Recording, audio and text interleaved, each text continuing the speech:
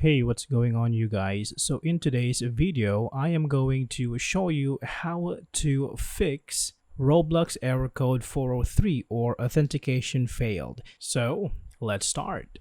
Alright, so first you need to make sure that Roblox is not running on the background of your PC. So once that's clear up, you can go ahead and open your Windows search and type in %appdata% and press on enter. Now this is going to open up your app data folder. So from here, click on app data and click on local, click on Roblox, and you need to delete this folder. Okay, so after this one, you can close this window. Alright, now here, make sure that your VPN is turned off so you can access your network and make sure your VPN is off. After this one, go to roblox.com and you are going to download the game again.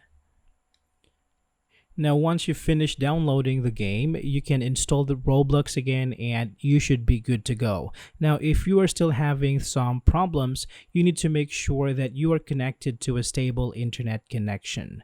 Alright, so that would be all for this video, guys. Thank you so much for watching and I will see you in the next one.